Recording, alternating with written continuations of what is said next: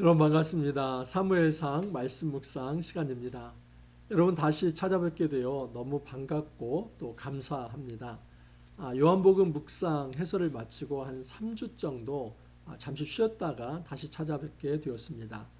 그간 저는 잘 재충전하고 이제 힘을 얻어서 사무엘상 묵상으로 여러분들께 인사드립니다. 오늘부터 시작해서 6월 25일까지 약 2달에 걸쳐서 우리가 사무엘상을 묵상할 예정입니다. 이제 대장정을 시작합니다. 여러분 우리 함께 말씀 묵상의 여정 같이 할 수 있기를 바랍니다. 서로 독려하면서 또 힘을 실어주면서 끝까지 사무엘상 묵상 함께 할 수 있기를 바랍니다. 이 사무엘상 하는 다윗 왕국이 어떻게 세워지는가 하는 것을 보여줍니다. 특별히 사무엘상에는 세 인물이 등장합니다. 사무엘, 사울, 다윗이 등장합니다. 여러분 이 사무엘이라고 하는 사람은 마지막 사사이면서도 첫 선지자라고 볼 수 있습니다. 그래서 이스라엘 사회에서 이 사사시대 말기에 이제 사사로서의 역할을 이제 사무엘이 시작을 하고, 하지만 그는 또한 새로운 왕정을 여는 이 선지자로서 등장한다라고 볼 수 있습니다. 사무엘 선지자에 의해서 세워진 첫째 왕이 사울 왕입니다. 하지만 사울 왕의 특징은 교만했습니다. 하나님 말씀에 순종하지 않았습니다. 그렇기 때문에 하나님께서는 그 사울 왕을 버리십니다. 그리고 대안으로 소년 다윗에게 기름을 부어서 그를 왕으로 세웁니다. 하지만 과도기가 있습니다. 여러분 소년 다윗이 기름을 부음 받았다 해서 바로 왕이 되는 것이 아닙니다. 이제 사울이 죽기까지 그리고 다윗이 성장하기까지 이 과도기의 기간이 필요합니다. 바로 그 시간이 바로 사무엘상에 다 기록되어 있습니다. 이제 사무엘 하에서는 다윗이 본격적으로 왕으로 등극하게 되고, 특별히 남유다와 북이스라엘을 합치는 이제 남북의 이제 통일 왕국의 왕으로 세워지는 모습이 그려집니다. 그래서 다윗의 모든 일대기가 그려지고, 마지막 이제 다윗의 말기에 인구조사하는 것까지 그려집니다. 그것이 바로 사무엘 하에 다 기록되어 있습니다. 여러분 이처럼 사무엘 상하는 왕이 세워지는 것에 대해 초점이 맞춰져 있습니다. 여러분 이것은 사사시대와 매우 대조가 되지요. 사사시대의 핵심은 무엇이었습니까? 왕이 없으므로 사람들이 자기 소견에 옳은 대로 행하였더라 하는 것입니다. 사무엘 상하는 이제 왕이 세워지는 것입니다. 그러면 이렇게 흔히 생각할 수 있습니다. 사사시대에는 인간 왕이 없었기 때문에 사회에 그런 혼란이 있었구나. 그래서 사무엘 상하에서 이제 인간 왕이 세워지기 때문에 이제 사회가 안정을 찾게 되고 비로소 평화가 찾아왔다라고 쉽게 생각할 수 있습니다. 하지만 여러분 사사시대에 왕이 없다 하는 것은 하나님이 이스라엘 사회에 왕이 되지 못했다 하는 것입니다. 그러므로 사무엘 상하에서 이제 진정한 왕이 세워진다는 것은 인간 왕이 세워지는 사람의 왕국이 세워지는 것이 아니라 왕은 하나님이시고, 그리고 대리 통치자인 이제 진정한 하나님의 뜻에 부합한 사람이 세워짐으로써 하나님 왕국, 하나님 나라가 세워진다는 것을 보이는 것입니다. 그러므로 사무엘 상하에서 특별히 사울 왕이 폐위가 되고 다윗 왕이 세워지는 것은 인간 왕국이 아니라 하나님의 통치를 대리할 수 있는 겸손한 왕, 바로 다윗이 세워짐으로써 진정한 하나님의 왕국, 하나님의 왕 되시는 나라가 세워진다 하는 것을 이제 사무엘 상하에서 보여주고 있습니다. 자, 이제 오늘 저는 어제 주일 말씀과 오늘 월요일 말씀, 이틀에 걸친 말씀, 사무엘상 1장 1절부터 28절 말씀을 이제 말씀드리면서 사무엘상을 시작하도록 하겠습니다. 사무엘상 1장 1절, 2절을 한번 제가 읽어드립니다. 에브라임 산지 라마다임 소빔에 에브라임 사람 엘가나라 하는 사람이 있었으니 그는 여로함의 아들이요 엘류의 손자요 도우의 증손이요 숲의 현손이더라. 그에게 두 아내가 있었으니 한 사람의 이름은 한나요 한 사람의 이름은 분인나라. 분인나에게는 자식이 있고 한나에게는 자식이 없었더라. 에브라임 산지 라마다임 소빔에 에브라임 사람 엘가나가 있었습니다. 자, 그런데 그 엘가나에게 두 아내가 있습니다. 하나는 한나이고 또 하나는 분인나입니다. 자, 그런데 이 분인나에게는 자식이 있었지만 한나에게는 자식이 없었다라고 얘기를 합니다. 여러분, 한 집안에 어떤 생명이 태어나지 않는다 하는 것은 굉장히 슬픈 일입니다. 특히 이 고대에 있어서 생명이 태어나지 못한다 하는 것은 굉장히 슬픈 일입니다. 그런데 이것은 한 가문의 슬픈 일이 아니라 이것은 이스라엘 사회의 황폐함을 그대로 드러낸 것입니다. 사무엘 상하가 어떤 성경과 바로 연결된다고 말씀을 드렸습니까? 바로 사사기이죠. 여러분, 이 사사기는 왕이 없으므로 모든 사람들이 자기 소견에 오른 대로 행했다라고 기록되어 있습니다. 사사기 1장에서 6장까지 16장까지 12명의 사사가 등장합니다. 가장 모범적인 사사는 온니엘입니다. 그런데 가장 모범적이지 못한 사사는 바로 삼손입니다. 사실 이 삼손은 그의 죽음으로써 그의 사사의 사명을 감당한 사람입니다. 자, 그리고 17장에서 18장까지는 미가라고 하는 이제 집에 한 이제 레위 제사장이 세워지고 이 제사장은 어떻게 보면 하나님을 위해서 봉직해야 하는데 한 가문을 위해서 봉직하는 이제 너무나 이 종교가 사유화되는 모습이 17장, 18장에 나옵니다. 그리고 더 심각한 것은 19장에서 21장인데 한 레위인이 첩을 두고 그 첩이 이제 도망갔을 때에 다시 데려오는 과정에서 첩이 윤간당하고 그리고 죽임을 당하자 그 첩의 몸을 12토막 내어서 이스라엘 전역에 보내고 그 첩을 윤간한 이제 기브아 이 베냐민 족속을 궐을 내는, 그래서 베냐민 남자 600명을 남겨놓고 궐을 내는 이 동족 상잔의 비극이 19장에서 21장에 기록되어 있습니다. 무슨 삼류 소설에도 이런 이야기는 나오지 않을 것 같습니다. 하지만 이 모든 이야기가 성경에 담겨 있습니다. 너무나 암울하고 너무나 황폐되어 있고 정말 이것이 하나님 나라의 백성의 삶인가 의심할 정도의 이 모습이 사사기의 모습입니다. 여러분, 바로 이 한나의 불임이라고 하는 것은 단지 한 여인의 자식 없음, 이것을 지금 이야기하는 것이 아니라 그 사회, 이스라엘 사회가 얼마나 망가졌는지 그리고 얼마나 황폐함이 있는지 그것을 보여준다라고 볼 수 있습니다.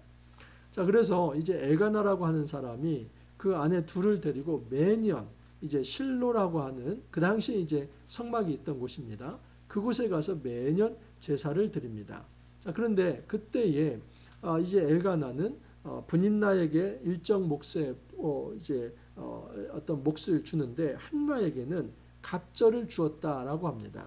자, 근데 그것을 보는 이 분인나는 매우 매우 화가 났습니다. 자기는 아이도 낳고 또 더 좋은데 이제 이 엘가나는 자기보다 한나를 더 사랑하는 모습에 시기가 나는 것이죠. 그래서 이 한나는 이 분인나의 이 괴롭힘에 의해서 너무너무 괴롭고 힘들었다라고 합니다. 여러분, 이 한나는 단지 아이를 낳지 못하는 이런 것이 아니라 그 황폐함으로 인해서 매우 고통을 받고 있었다라고 말을 합니다. 자, 그런데 해설을 보면은 너무나 재미있습니다. 5절을 보면 한나에게는 갑절을 주니 이는 그를 사랑함이라. 그러나 여호와께서 그에게 임신하지 못하게 하시니, 이 나라이터가 해설을 합니다. 뭐라고 하냐면 여호와께서 그에게 임신하지 못하게 하시니, 여러분, 이것은 사사시대의 그 혼란 상황을 지금 이 한나의 불임을 통해서 보여주는 것입니다. 이 사사시대에 진정한 왕이 없으므로 그들에게 혼란 상황이 있다는 것은 하나님께서 그 이제 불순종하고 죄를 짓는 이스라엘 백성에 대해서 황폐함을 주셨다 하는 것입니다. 마찬가지로 지금 하나님께서 이 한나의 불임을 통해서 이스라엘 백성이 얼마나 황폐했는지 그것을 보여주고, 이 임신하지 못하는 것은 하나님의 의도가 있었다 하는 것입니다. 자, 그래서 이제 이 한나가 매우 고통스러워할 때 그의 남편이 이렇게 위로합니다. 8절을 보면 그의 남편 엘가나가 그에게 이르되 한나여 어찌하여 울며 어찌하여 먹지 아니하며 어찌하여 그대의 마음이 슬프냐? 내가 그대에게 10아들보다 낫지 아니하냐? 여러분, 하지만 남편의 이 위로는 그렇게 한나에게 위로가 되지 않습니다. 왜냐하면 아무리 그렇게 위로해 준다 하더라도 한나에게는 여전히 이제 자녀가 없게 되고, 그 자녀가 없음으로 인해서 더 이제 모욕과 수모를 당하게 됩니다. 그래서 이 아픈 마음을 이 한나는 하나님께 표현을 합니다. 9절 이하를 보면, 10절 이하를 보면, 한나가 마음이 괴로워서 여호와께 기도하고 통곡하며 서원하여 이르되, 만군의 여호와여, 만일 주의 여종의 고통을 돌아보시고 나를 기억하사 주의 여종을 잊지 아니하시고 주의 여종에게 아들을 주시면 내가 그의 평생의 그를 여호와께 드리고 삭도를 그의 머리에 대지 아니하겠나이다. 여기에는 두 가지 성경을 한번 좀 참조할 필요가 있는데, 우선 출애굽기 3장 7절 말씀입니다. 출애굽기 3장 7절 말씀을 보면 여호와께서 이르시되 내가 애굽에 있는 내 백성의 고통을 분명히 보고 그들이 그들의 감독자로 말미암아 부르짖음을 듣고 그 근심을 알고, 지금 한나의 기도에 바로 이 출애굽기적 이제 속성이 담겨 있습니다. 여러분, 이 출애굽의 핵심은 무엇입니까? 하나님께서 고통받는 그의 백성을 구원하신다 하는 것입니다. 한나의 기도가 그것입니다.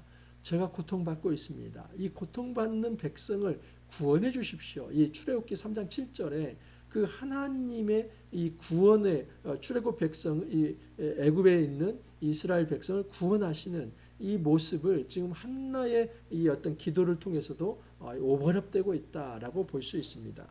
자, 또 하나를 좀 살펴볼 필요가 있는데, 한나의 기도 속에 하나님, 저희들에게 아들을 주신다면 그의 평생에 여호와께 드리고 삭도를 그의 머리에 대지 않겠습니다 라고 이야기를 합니다. 이것이 바로 나실인 서원입니다.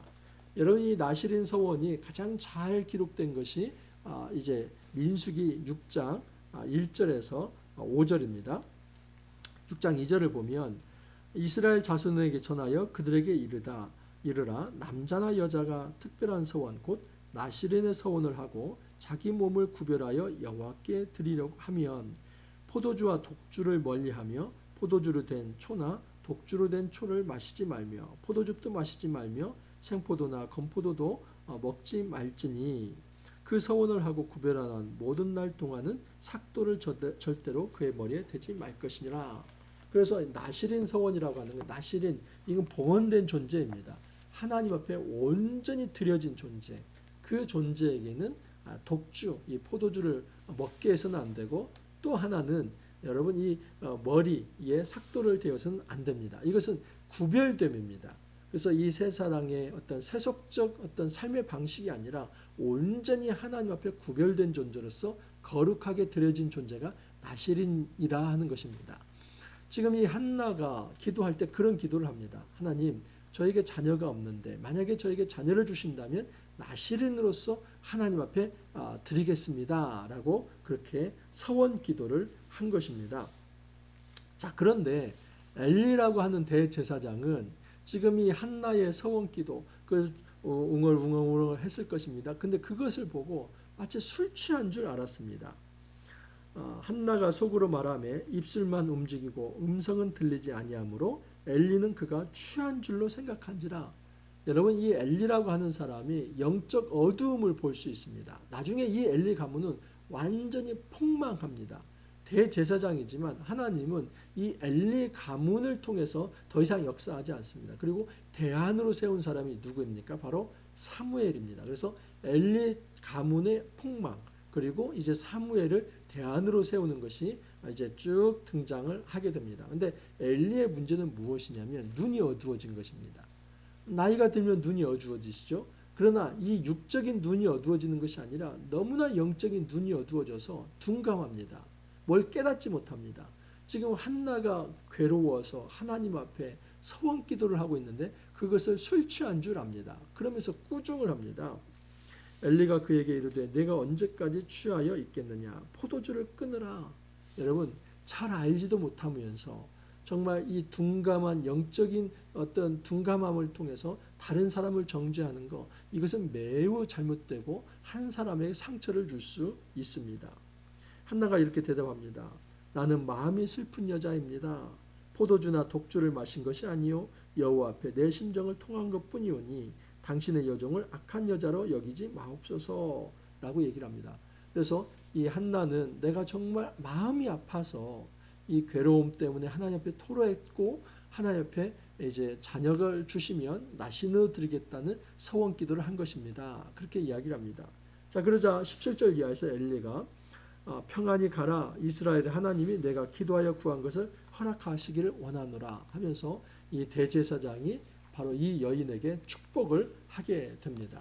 여러분, 이 한나는 이 기도를 받고 그것을 믿고 돌아갑니다. 그리고 너무나 평안한 마음으로 돌아가서 그의 남편과 이제 동침을 하게 됩니다. 19절 이하를 보면 그들이 아침에 일찍 일어나 여호와 앞에 경배하고 돌아가 라마의 자기 집에 이르니라. 엘가나가 그의 아내와 한나와 동침하며 여호와께서 그를 생각하신지라. 여러분, 이 지금 19절 말씀이 어떤 말씀과 지금 대조가 되냐면 5절에 보면은 여호와께서 그에게 임신하지 못하게 하셨다 하는 말씀과 대조가 됩니다. 여호와께서 한나를 임신하지 못하게 하셨는데 지금 19절을 보면 여호와께서 그 한나를 생각하신지라, 기억하신지라 라고 말씀을 합니다. 여러분, 하나님 앞에 하나님께서 생명을 주시지 않았는데 한나가 기도하심으로 하나님이 다시 그에게 생명을 주셨다 하는 것입니다. 그러므로 여러분, 이 사무엘상은 소망으로 시작을 합니다. 어찌 보면 이 사무엘상은 정말 소망의 책이다라고 볼 수 있습니다. 그 사사시대의 암울함, 혼란함, 그리고 무질서, 더 이상 어떤 소망이 없을 때에 하나님께서는 작은 한 생명을 통해서 새로운 소망을, 희망을 가져다 주겠다 하는 것입니다. 바로 그것이 하나님이 그를 생각하신지라 라고 이야기를 한 것입니다. 한나가 임신하고 때가 이름에 아들을 낳아 사무엘이라 이름하였으니 이는 내가 여호와께 그를 구하였다 함이더라. 여러분, 사무 하면은 이제 이 어떤 쉔이라고 하는 이름, 이 말입니다. 그의 이름, 이런 의미가 있고 엘 하면은 바로 하나님입니다. 우리 하나님의 이 이름이 바로 엘입니다. 그래서 그의 이름은 하나님이다, 이런 의미가 있고 또는 이제 하나님의 이름, 이런 의미도 있습니다. 그래서 이 사무엘이라고 하는 이름은 하나님께서 응답하신 이 하나님의 이름이다라고 말씀을 하는 것입니다. 여러분, 하나님의 이름은 하나님의 존재이죠.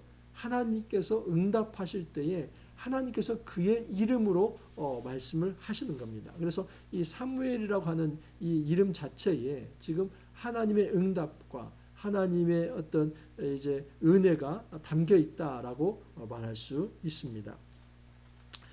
사무엘이 태어났습니다. 그리고 엘가나가 다시 이제 성소에 올라가서 하나님 앞에 제사를 드리는데 한나는 올라가지 않습니다. 그 이유는 무엇이냐면 엘가나에게 얘기합니다.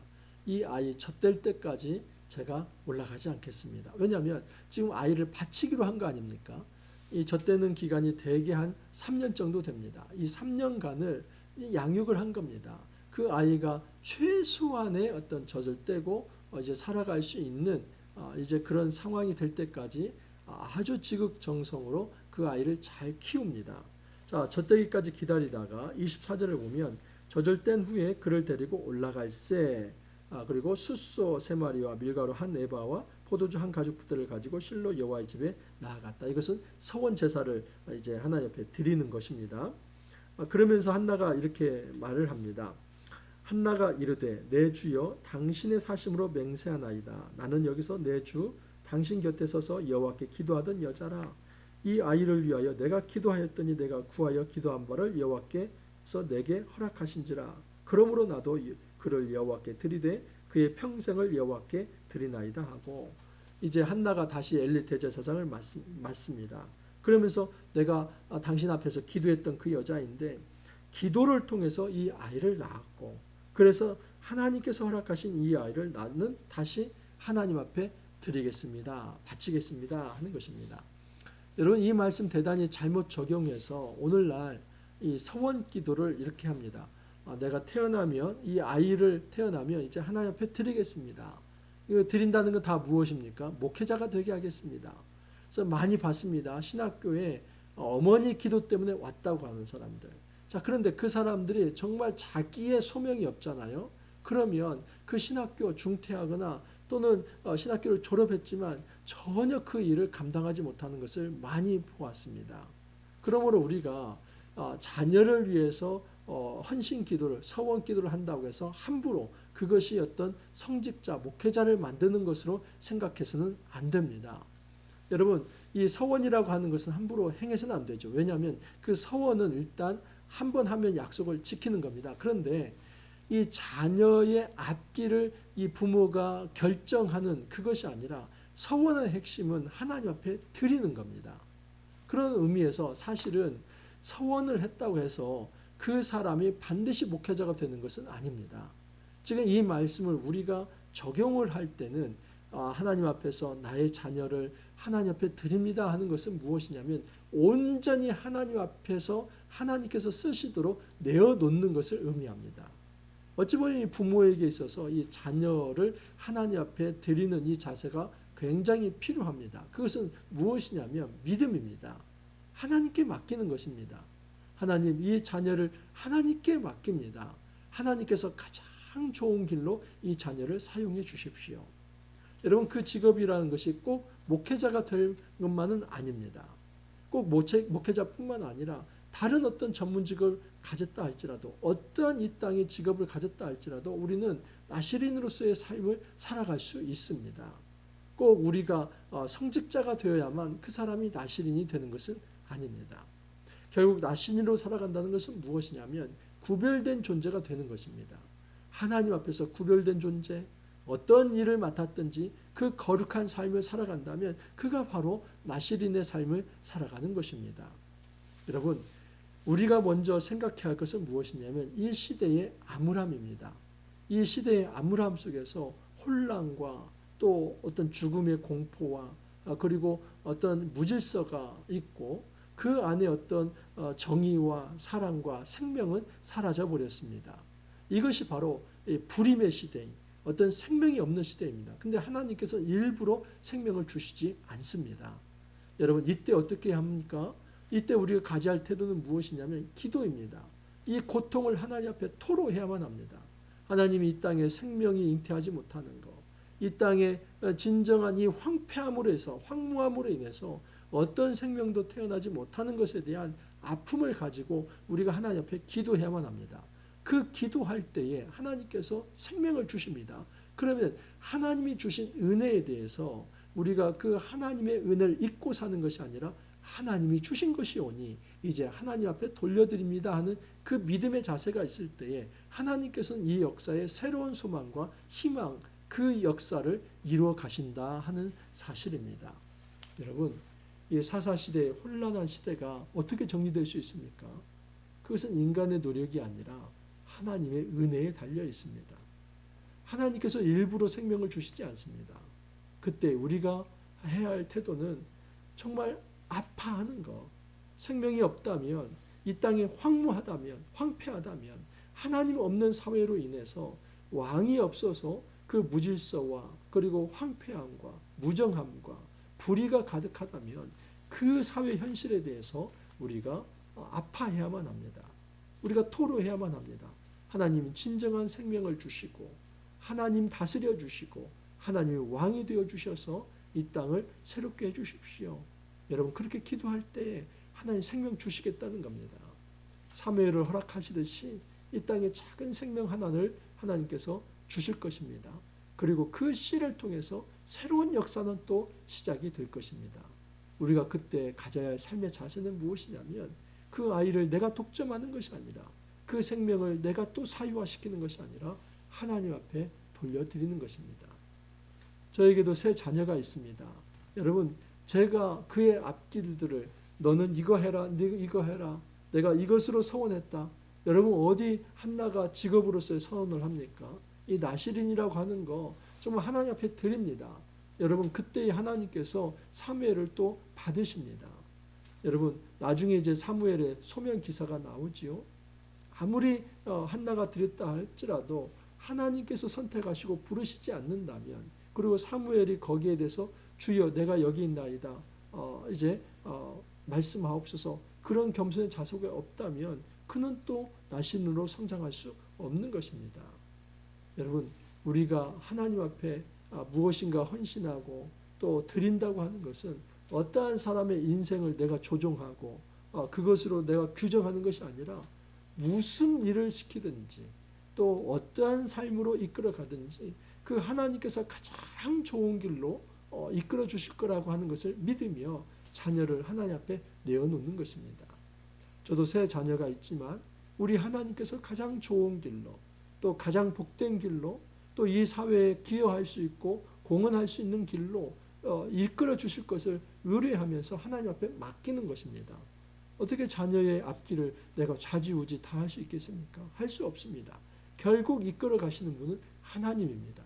그 하나님 앞에 내 모든 것을 내어놓고 맡기는 것입니다. 이 신앙의 자세를 가질 때 결국 하나님께서는 그 생명의 씨들을 통해서 새로운 역사를 창출해 갈 것이다 하는 것입니다. 여러분, 이 시대의 암울함에 우리가 너무 슬퍼하지 말기를 바랍니다. 시대가 암울하다고 해서 우리가 정말 그 시대의 암울함 속에서 패배주의에 빠져서 그렇게 좌절하지 않기를 바랍니다. 여전히 희망은 하나님께 있습니다. 그 하나님께 우리가 기도할 때에 새로운 생명의 씨를 하나님께서 던져주실 것이고 그 생명의 씨를 통해서 이 땅은 새로워질 것입니다. 우리가 하나님을 신뢰하면서 전적으로 믿으면서 하나님 앞에 기도의 자세로 나아가길 바라고 우리 안에 있는 모든 것들을 하나님 앞에 내어놓을 수 있는 진정한 믿음이 우리 안에서 나올 수 있기를 간절히 소망합니다. 그래서 하나님께서 이 땅을 새롭게 하시고 그 생명의 역사를 우리가 가득 누릴 수 있기를 간절히 소망합니다. 기도합니다. 주님 감사합니다. 이제 5월 가정의 달을 시작하고 또 사무엘상을 묵상할 수 있게 하여 주시니 감사합니다. 이 소망 없는 시대에 암울한 시대에 하나님께서 생명의 씨를 던져 주셨습니다. 주님, 정말 우리의 힘으로 이루어진 것이 아니라 그 기도에 하나님께서 응답하시며 은혜로 채워주신 것을 저희들 잘 알고 있습니다. 하나님, 이 땅에 하나님이 던져주신 이 생명의 씨를 내 것으로 사유하는 것이 아니라 온전히 하나님께 돌려드림으로 인하여서 하나님께서 그들을 통해서 이제 거룩한 하나님 나라를 이루어가는 그 새 역사를 우리가 친히 목도하며 기뻐할 수 있게 하여 주옵소서. 이제 사무엘상 묵상을 시작합니다. 사무엘상 묵상 마칠 때까지 하나님 함께하여 주시고 놀라운 은혜로 채워 주옵소서. 주님 감사하옵고 예수님 이름으로 기도하옵나이다. 아멘. 여러분, 이제 사무엘상 말씀 이제 시작했습니다. 첫 출발했습니다. 우리 함께 마지막까지 함께 할 수 있기를 바랍니다. 오늘 하루도 여러분 화이팅 하시고 또 내일 찾아뵙도록 하겠습니다.